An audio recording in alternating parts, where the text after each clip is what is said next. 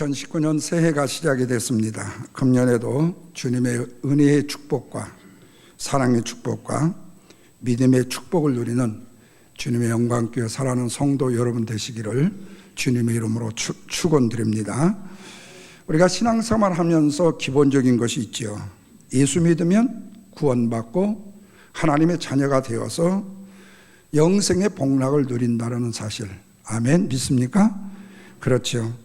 그렇다면 하나님께서 우리를 빨리 영생 복락을 누릴 수 있도록 하나님의 나라도 부르시지 않고 왜 이 땅에 어떤 분은 100세까지도 부르시지 않고 이 땅에 남겨주셨을까 하는 거예요. 이유가 뭐냐는 거예요. 그것은 다름이 아닙니다. 하나님이 훈련을 하기 위해서 그렇습니다. 목사님 60이 넘고 70이 넘는데 무슨 훈련합니까? 아니요, 천국의 영적인 훈련은 나이와 상관이 없습니다. 우리가 하나님 부르시는 그날까지 우리는 영적인 훈련을 받아야만 합니다. 그것은 바로 천국 수준에 맞는, 걸맞는 영적인 자로 훈련을 받아야 되기 때문에 그래요.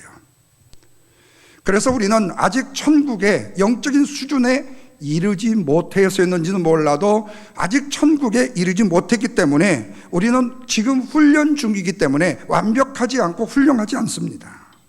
그러나 훈련을 거듭거듭 하다 보면 분명히 훌륭해질 수가 있습니다. 우리 유년주일학교 어린애들을 보십시오. 영적으로 좀 미숙하죠? 처음 신앙생활 하는 분들을 보세요. 좀 영적으로 미숙합니다. 그래서 영적인 교육을 받는 거예요. 하나님의 말씀의 신앙의 훈련을 받고 기도의 훈련을 받고 섬김과 충성과 헌신의 훈련을 받고 있는 겁니다. 그런데 이런 영적인 교육을 거쳐서 지나가다 보면 아이들은 분명히 훌륭해질 수가 있습니다. 지금은 프로세싱 중이에요. 훈련을 되어가고 있는 과정이기 때문에 그렇습니다. 이런 면에서 우리가 굉장히 싫어하고 힘든 곳이 있습니다. 우리 한국으로 말하면 논산 훈련소입니다. 다시 말하면 군인들이 훈련받는 훈련소. 그런데 이 훈련소가 더 큰 힘이 드는 이유가 있습니다. 그것은 나를 위로해 주는 사람이 없다는 거예요. 세상에서 직장에서 훈련을 받을 때는 직장의 상사가 나를 위로해 주기도 하고 나를 격려해 주기도 하고 내가 직장의 초년생일세 우리 부모님들이 우리 형님이 우리 누나가 나를 위로해 줘요. 그런데 훈련소에는 나를 위로해 줄 사람이 없어요. 내가 욕을 먹어도 누가 나를 위로해 주지 않습니다.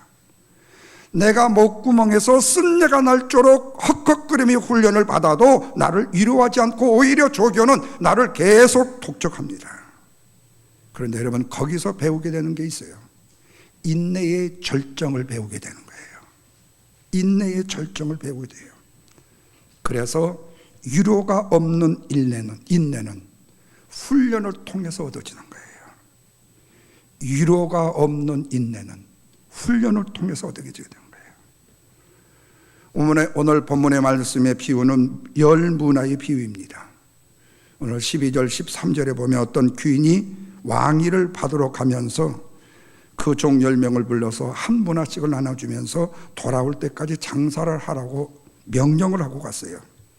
그랬더니 돌아와 보니까 16절에 한 사람이 주인이 준 한 문화를 가지고 10개의 문화를 남겼다고 보고를 합니다. 그런데 18절에 또 한 사람이 한 문화로 5문화를 만들었다고 또 다시 보고를 해요. 이렇게 종들이 주인으로부터 받은 것보다도 많게 하다 보니까 주인이 17절에서 뭐라고 말하는 거지? 왜 이렇게 내가 이게 말이 빗나간지 모르겠어요. 새해 벽도부터 이빨 빠진 효력이 나타나는 것 같아요. 뭐라고 말하는 거예요? 17절 다 같이 한번 보십시오. 잘하였도다 착한 종이요. 내가 뭐에 충성했다고 그랬어요? 작은 것에 충성하였으니 그렇게 말씀합니다. 여러분, 이 말씀에서 우리가 먼저 깨달을 것은 한 번의 인생을 주인에게 우리는 똑같이 받아서 똑같이 출발한다는 사실을 기억해야 돼요. 그런데 우리는 어떤 사람은 부모의 덕분에 먼저 가는 사람이 있을 수 있겠죠. 그러나 보통 인생은, 한 번의 인생은 주인에게 똑같이 받아서 똑같이 출발을 해요. 한 문화를 받아서 같이 출발을 해요. 그런데 이 한 문화를 받은 이 사람이 10문화를 남겼다는 것은 10배를 남겼다는 사실은 무엇을 의미하죠? 거기에 얼마나 노력과 열심과 수고와 고생이 수반이 되었는가에 대해서 좀 생각해 보시겠어요? 그런데 주인은 섭섭하게도 10문화를 남겼는데도 그것을 뭘로 표현을 했어요? 작은 것이라고 평가를 하셨다는 거예요. 그렇다면 왜 문제를 이렇게 10문화까지 남겨서 열심히 최선을 다했는데도 불구하고 작은 것이라고 평가를 하셨을까? 그것은 사람이 엄청나게 많은 수고를 하고 힘들게 애쓰며 수고를 했다 할지라도 사실은 하나님의 편에서 봤을 때에는 뭐한 거예요? 큰 게 아니고 작은 것이라는 말씀입니다. 마치 바닷물에 떨어지는 빗방울처럼 말입니다. 엄청난 일을 많이 했다 할지라도 그것은 작게 보일 수밖에 없어요. 그러나 주인은 10문화를 남긴 종에게 뭐를 주셨냐면 10고을을 다스릴 수 있는 권세를 주셨다고 그랬어요. 그리고 5문화를 남긴 종에게는 5고을을 다스릴 수 있는 권세를 주셨다고 말씀했어요. 그렇다면 여러분, 여기에 문화의 교훈이 뭐예요? 스스로 많은 일을 했다는 사람이든지 스스로 나는 적은 일을 했다는 사람이든지 모두 다 하나님 안에서는 큰 거예요? 적은 거예요? 적은 거지만 그 축복은 뭐였어요? 확연히 달랐다는 사실이에요. 여러분, 이 말씀을 다른 말로 말하면 사람이 재능에 따라서 상을 받는 것이 아니라 헌신에 따라서 상을 받는다는 말씀입니다. 미국의 좋은 제도가, 교육 제도가 좋은 것 중에 뭔 줄 아세요? 상대평가를 하지 않는다는 거예요. 그 한 사람에 대한 절대평가를 한다는 거예요. 그런데 우리 한국이 문제가 뭔 줄 아세요? 한 사람의 개인의 절대평가보다도 상대적으로 평가를 한다는 거예요. 키가 적은 사람이 높은 철봉대를 잡는 것은 하늘의 별따기처럼 힘들어요. 키가 2m 넘는 사람은 철봉 잡기가 식은 죽 먹기예요. 그런데 작은 아이 보고 너는 못 잡았다고 C학점을 주고 큰 아이 보고 잘 잡았다고 A학점을 줘요. 왜? 상대적으로요. 그래서 1등, 2등, 3등의 점수를 매기는 겁니다. 그런데 왜 하나님이 달란트 비유에서는 재능대로라고 말씀을 했는데 문화의 비유에서는 재능의 상이 아니라 헌신의 상을 따른다고 말씀하고 있어요? 바로 이것이 달란트의 비유의 문화의 비유의 차이점인 것입니다. 마태복음의 달란트 비유에서는 5달란트를 준 사람이 5달란트를 남겼어요. 2달란트를 받은 사람이 2달란트를 남겼다고 했어요. 그러나 상식적으로 볼 때 5달란트 정도를 받은 사람이라면 아니요, 500달란트 정도는 남겨야 돼요. 5배 정도로는 더 많은 결실이 아니에요. 그런데 마태복음에서 달란트를 구체적으로 얘기하면서 뭐라고 하는 거니? 재능대로라고 말씀을 하고 있어요. 이 말씀은 뭐죠? 사람은 자기가 가진 재능 이상의 능력을 발휘할 수가 없다는 말씀이에요. 그래서 5달란트의 결실을 가져온 사람이나 2달란트의 결실을 가져온 사람에게 상급의 차이는 있어요? 없어요? 별 차이가 없었어요. 그런데 모두 다 한결같이 뭐라고 말했죠? 착하고 충성된 종아, 내가 작은 일에 충성하였으면 내가 많은 곳으로 너한테 맡길 것인데 내 주인의 즐거움에 참여하라고 동일한 칭찬과 동일한 축복의 말씀을 듣고 하늘의 영광의 보좌에 천국잔치에 들어갈 자격을 얻었다고 말씀하고 있습니다. 그렇다면 여러분, 이 말씀에서 우리에게 주어지는 교훈은 뭐예요? 하나님은 하나님이 우리에게 주신 재능에 따라서 수고한 것을 가지고 상급을 크게 하고 적게 하는 일은 안 하신다는 거예요. 그래서 우리 아이들 꾸덕이고 그리고 교회에서 조금 경쟁적 충성심을 발휘하기 위해서 하는 일이 뭐죠? 하나님이 5명 전도한 사람을 더 기쁘게 여기실까요? 500명을 전도한 사람을 기쁘게 여기실까요? 이렇게 얘기를 하죠. 그러면 너나 나나 할 것 없이 뭐죠? 500명이요 이렇게 대답을 해요. 그러나 여러분, 하나님의 편에서 볼 때에 500명도 작은 것이고 5명도 적은 거예요. 모두 다, 그 일들은 모두 다 뭐였죠? 그 재능에 따라서 주신 일이기 때문에 만약의 경우에 재능에 따라서 5배를 남겨야 되는데 5배를 남기지 못한 것은 뭐가 되는 거지요? 허랑하고 방탕한 것이 되어지는 거예요. 이게 바로 하나님의 원리의 법칙이에요. 그래서 자기의 재능에 따라서 수고한 사람에게는 그 재능의 상급을 주신다고 말씀하고 있습니다. 많은 사람들 중에 재능이 많은 사람이 있습니다. 그런데 재능이 아주 매주인 사람도 있어요. 어떤 사람은 많은 재물을 가진 사람도 있는가 하면 어떤 사람은 적은 재물을 가진 사람이 있어요. 높은 지위를 가진 사람이 있는가 하면 낮은 지위를 가진 사람이 있어요. 그렇기 때문에 우리는 재능을 자랑하면 안 되는 겁니다. 재능은요, 부모나 조상으로부터 부여받은 것이기 때문에 그런 것입니다. 그러나 재능은 썩히면 안 돼요. 주님이 우리에게 재능을 주신 것은 주를 위해서 사용하라고 주신 것이지 우리의 재능을 발휘해서 다른 사람에게 칭찬받으라고 주신 것이 아니라는 거예요. 그런데 우리는 이 달란트 비유의 가르침을 잘못 오해하고 일들을 행하기도 한다는 말씀입니다. 예를 들면 그래요. 잘난 사람, 못난 사람 모두 다 구원받는다. 구원에는 차별이 없어. 천국 가면 많이 수고한 자든 적게 수고한 자든 같은 모습으로 주님을 만나게 돼. 그러니까 우리는 어떤 생각을 갖게 되는 거죠? 수단과 방법을 가리지 않고 천국만 가면 되는구나. 그러면서 성경을 쭉 읽다 보니까 가장 존경하는 인물이 한 사람 등장해요. 누구일까요? 십자가상에서 마지막에 구원받은 오른편의 강도. 왜 그 사람을 존경하게 되지요? 한마디로 말하면 평생을 자기의 멋대로 하고 싶은 대로 살다가 마지막에 이놈아, 저분은 강도가 아니야. 우리와 달라. 주여, 당신이 거하는 나에 나도 거하게 하옵소서 한마디 했더니 그래 내가 너와 함께 천국에 거하리라고 말씀을 해요. 이렇게 천국에 갈 수 있다면 얼마나 좋겠냐는 거예요. 그래서 천국만 가면 된다고 생각하는 오른편의 강도가 오늘날 신앙생활하는 사람들의 존경의 인물이 되었다는 사실입니다. 그러나 여러분, 우리가 이 문화의 비유를 통해서 그것은 다르다는 거예요. 한 사람의 헌신과 수고가 수고하지 않는 사람에 비해서 엄청난 결과를 낳을 수 있다는 사실이에요. 왜냐하면 바로 헌신의 결실이 너무나도 다양하기 때문에 헌신을 한 많지 어떤 사람은 100배, 어떤 사람은 30배, 60배, 100배의 결실을 거둘 수 있다는 말씀입니다.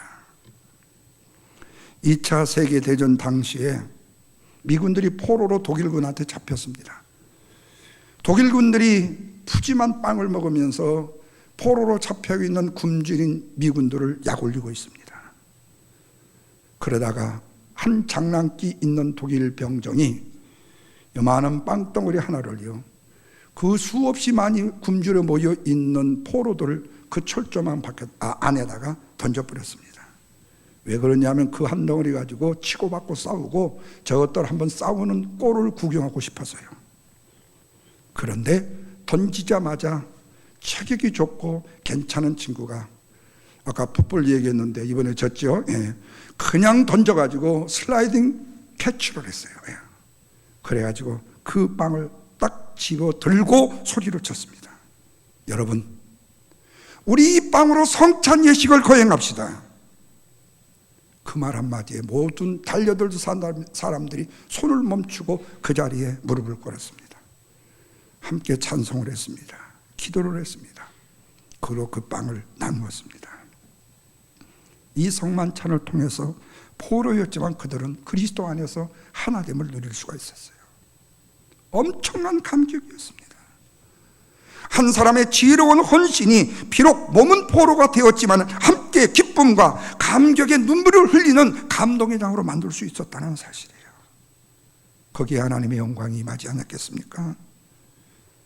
그러자 반대로 그 빵을 던졌던 독일군들은 어떻게 했어요? 공포가 엄시감을 느꼈습니다. 아마도 각자의 마음들이었다면 행동 빠른 사람 한 사람의 기쁨으로 그 소인은 맞춰지고 말았을 거예요. 그 기쁨은 잠시일 뿐인데 말입니다.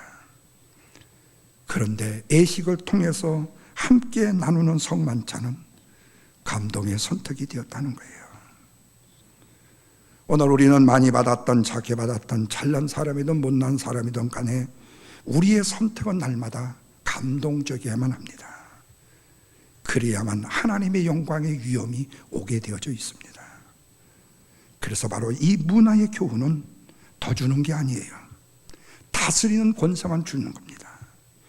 이 땅이 아닌 천국에서 누릴 실력과 가치의 이전을 표현한 것이 바로 문화의 교훈입니다.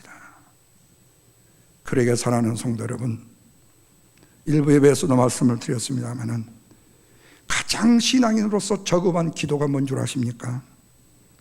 세상 것을 달라는 기도라고 그러더라고요. 성도는 모으기가 아닌 가치의 체인지예요. 바꾸기예요. 내가 소유한 것만이 아닌 가치의 변화예요. 가치로 바꾸기로 사는 삶을 사는 것이 뭐라고 하는지 아세요? 사역이라고 말하는 것입니다. 여러분, 이 세상 사람, 아무리 가난한 사람도 아무리 잘난 사람도 삼시세끼니 먹고 놀만치 놀고 할 만큼 할 수 있어요. 그러나 세끼니 먹고도 일을 하면서도 남에게 감동을 주는 일을 하는 사람은 극히 적어요. 다시 말하면 가치 있는 삶, 이걸로 바꾸는 인생의 사역의 삶을 살아가는 사람은 많지가 않아요. 물론 이 사역을 날마다 시마다 때마다 하라는 얘기는 아닙니다. 그러나 이 사역은 끊임없는 훈련과 사역으로 살아갈 수 있는 길이 있는데, 바로 그것이 뭐냐면 우리가 신앙인으로서는 하나님 앞에 감동을 드리는 것이고, 아내와 남편으로서는 상대방에게 서로의 감동을 주는 것이고, 또한 하나님이 기뻐하시는 감동적인 삶을 살아가는 것입니다. 이 삶을 선택하는 저와 여러분 되시기를 주님의 이름으로 축원합니다. 두 번째, 이런 와중에도 악한 길을 선택한 사람이 있더라는 거예요. 21절입니다. 다 같이 한번 읽습니다. 이는 당신이 엄한 사람인 것을 내가 무서워함이라. 당신은 두지 않은 것을 취하고 심지 않은 것을 거두나이다. 그랬더니 22절에서 주인이 뭐라고 말했어요? 다 같이 읽습니다. 시작. 주인이 이르되 악한 종아, 내가 내 말로 너를 심판하노니 너는 내가 두지 않은 것을 취하고 심지 않은 것을 거두는 엄한 사람인 줄로 알았느냐, 그렇게 말씀해요. 그런데 여러분, 오늘날 약삭빠른 사람들의 생각으로 말한다면요, 한 문화를 땅에 묻어놓은 사람이요, 굉장히 똑똑한 사람이에요. 왜? 요즘같이 주가 떨어지고 경제가 뒤죽박죽일 때는 어디다가 투자해서 손해나면 그것마저 잃어버리면 어떻게 돼요? 그래서 그냥 나는 그거 아니어도 사니까 그냥 묻어두는 거, 지혜로운 사람 보일 수가 있어요. 묻어두었다가 주인이 돌아올 때 그대로 반납하는 거, 손해볼 염려가 없기 때문에 내 생활에 보탬이 되지도 않는 남의 것 가지고 쓸데없이 내가 땀을 흘릴 이유도 없기 때문에, 그래서 묻어두었어요. 그러다가 내놓았어요. 그랬더니 주인이 이 말을 듣고 뭐라 했다고 그랬어요? 성질을 엄청나게 냈다고 그랬어요. 왜 그랬을까요? 주인이 섭섭한 것은 종이 하는 의도를, 주인이 내가 하는 의도를 곡해하고 오해했기 때문이었습니다. 주인은 내가 일을 안 해도 당신의 뜻대로 무엇든지 마음대로 할 수 있는 왕이라는 거예요. 그렇기 때문에 심지 않는 데서도 거둘 수 있는 무소불위를 할 수 있는 사람이라는 거예요. 그리고 이 사람은 이 한 문화가 주인에게 의미가 뭐 그렇게 크겠냐, 그 말이에요. 대단한 것이 아니라는 거예요. 그래서 그냥 남기지 말고 그대로 묻어주자는 거였어요. 뿐만 아니라 이 사람은 지금 주인이 나에게 하라고 하는 그 일은 내 자신에게 경제적인 이익이 별로 안 되더라는 거예요. 내 걸 가지고 차라리 굴려야지 왜 그분이 준 걸 가지고 굴리냐 이거예요. 그러니까 하나님의 일에 손해를 끼칠 것도 없고 나는 나의 일을 열심히 하면 된다라고 생각하는 사고의 방식입니다. 그렇다면 여러분, 하나님께서 왜 우리를 하나님의 백성으로 선택을 하셔서 하나님의 일을 하라고 문화를 주셨을까요? 그것은 나를 택하셔서 나에게 일을 맡기시는 것은 정말 진정한 복이 무엇인지를 알라 그 복을 받게 하려 하시기 위해서. 어느 날 주인이요 하인들을 불러놓고 앉혀놓고 이렇게 말을 합니다. 자네들 참치근 동안 고생 많이 했네. 내일부터는 자네들 자유의 몸일세. 그런데 말일세 한 가지 부탁이 있네. 그러면서 창고를 열더니 이 곳간 안에 이 집이 있는데 이 집을 가지고 새끼를 좀 꽈주게나. 가능하다면 길고 가늘고 꼼꼼하게 꽈주면 좋겠네. 아마 이 일이 자네들 우리 집에서 종으로 있으면서 마지막 일일 것에. 주인이 이 말을 하고 떠났습니다. 그랬더니 한 하인이 불평을 늘어놓습니다. 악질도 이런 보통 악질이 어디 있어. 세상에 내일 자유를 준다면서 오늘 마지막 저녁까지 부려먹어. 이런 세상에 마지막 풀어준다는 마지막 밤까지 일을 시키는 주인이 어디 있느냐고 불평을 했습니다. 그러자 다른 종이 이렇게 그 하인을 나무라면서 말합니다. 여보게, 지금 동안 이 주인에게 우리가 얼마나 많은 덕을 받고 살았나. 그러니까 불평하지 말고 우리 주인의 마지막 부탁이지 않는가. 그러니까 우리 한번 꼼꼼히 잘 꼬아보세요. 그래서 마지막 이 종은 주인이 시키는 대로 가늘고 길고 꼼꼼하게 새끼를 꼬았습니다. 그런데 불평하는 종은 새끼를 대충대충 굵었다 가늘었다 그냥 대충 많이도 안 꽈어요. 짧게 꼬고 잠이 들었습니다. 다음 날 주인이 하인들을 불러서 작별 인사를 말합니다. 그러면서 여보게들, 그동안 내 집에서 너무나도 고생이 참 많았네. 그런데 말해서 내가 자네들에게 하고 싶은 말이 있어. 그건 뭐냐면 내가 자네들을 그냥 보내기에 너무 섭섭해. 그러니까 선물을 주려고 하는데 여보게 저쪽 광문을 한번 열어보게. 그 안에 엽전이 들어있는데 어젯밤에 자네들이 꼰 새끼를 가지고 그 엽전을 깨어서 마음껏 가지고 가게나. 어쩌겠어요? 성실했던 가늘게 굳게 꼬았던 종은요, 길게 꼬았던 종은요, 그 엽전을 끼워도 끝이 없이 꼬았어요. 불평이 많았던 종은요, 엽전 두 입을 끌다 보니까 굵어져서 낄 수가 없어. 짧다 보니까 많이 낄 수도 없어. 결국에 엽전에 무게를 이기지 못해가지고 그냥 끊어져 버려서. 사랑하는 성도 여러분, 성경은요 술 취함과 성령의 충만함을 두 가지로 대비를 시킵니다. 왜 그런 줄 아세요? 마인드 컨트롤 때문에, 스스로의 통제권 때문에 그렇습니다. 왜냐하면 술을 마시면 통제권이 넘어가 버려요. 지금 한국에 음주운전자들 요즘에 아주 된통어져 맞죠? 그보다도 가중처벌을 내려야 돼요. 그래서 술 먹고 사고를 내면 두 가지 죄를 해야 돼요. 이성을 잃을 것을 알면서 술을 먹은 죄에다가 사고를 낸 죄까지 두 개를 짬뽕시켜서 10년, 20년을 언도해버려야 돼요. 예. 왜? 술은 먹으면 통제권이 넘어가 버려요. 그 결과가 뭔 줄 아세요? 방탕이에요. 우리 방탕을 말하면 탕자가 생각나지요. 탕자의 문제는 부모를 거역하고 어기고 모이는 부도덕의 문제를 얘기하는 것이 아니에요. 탕자의 문제는 지나친 흡기와 낭비와 탕진의 문제를 말씀하는 거예요.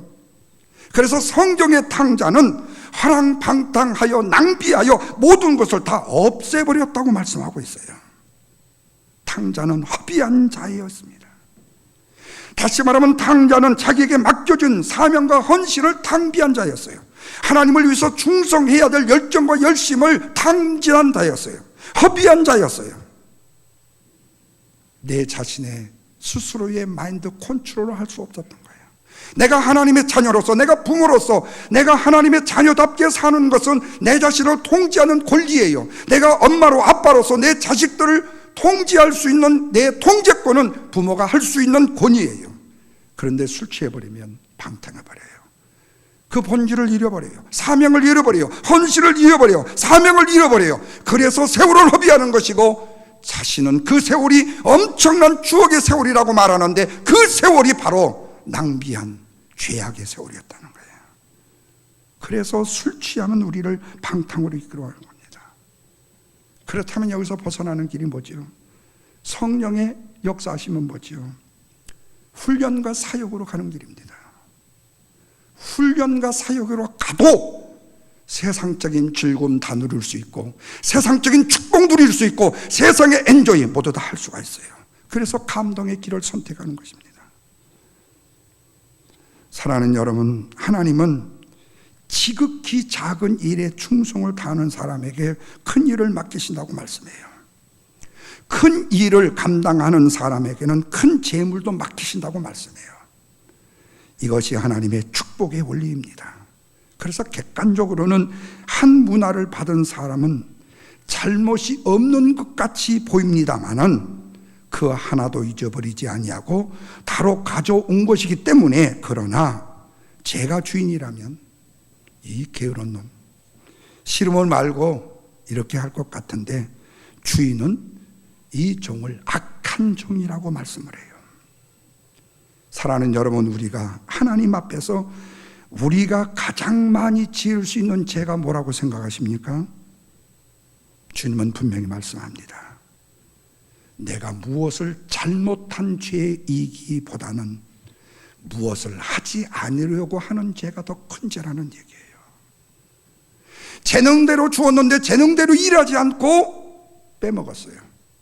헌신과 충성을 다해야 되는데 묻어두었어요. 이것을 주님은 죄로 보신 거예요.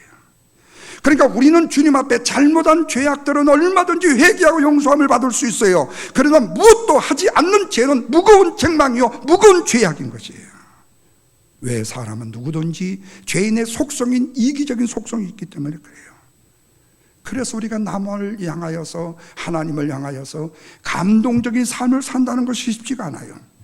그러나 우리의 선택은 이래도 저래도 감동을 선택해야 돼요. 그리하면 그 감동을 선택할 때 우리에게는 더 큰 감동이 몰려온다는 사실입니다. 스트레스 때문에 우울증에 걸린 의사가 있었습니다. 참 웃기죠? 네. 스트레스 때문에 우울증에 걸린 의사가 있었어요. 날마다 우울증 약을 먹어야 되는데 매우 힘이 듭니다. 그러다가 생각해낸 것이 환자 관찰 일기였습니다. 그런데 그 관찰 일기 중에서도 감동적인 이야기만을 기록하기 시작했어요. 처음에는 아무리 환자들을 봐도 감동적인 얘기가 없어요. 그런데 환자를 한 명, 두 명 진료하다 보니까 감동적인 것이 보여져요. 암 환자가 어느 날 사진을 찍어보니까 늘 웃고 긍정적인 사람이 암세포가 작아지는 감동이 느껴졌어요. 기록했어요. 2살 아이가 소아암으로 고생하고 있는데 엄마가 헌신적으로 희생과 사랑을 수반하니까 그 사랑에 감동이 됐어요. 이렇게 저렇게 감동받는 일들을 하나하나 적다가 보고 선택을 하다 보니까 자신의 우울증이 언제 있었는지 모를 정도로 치유가 되었어요. 사랑하는 여러분, 우리는 환경을 탓할 이유가 없습니다. 다른 사람을 원망하고 불평할 일도 없습니다. 어떤 상황, 어느 때든지 우리의 선택은 감동이어야만 합니다. 그래야만이 내 안에 계시는 성령님께서 기뻐하시는 감동의 삶을 살 수 있고, 이것이 신앙인으로서 바른 삶이요, 바로 잘 사는 길인 것입니다.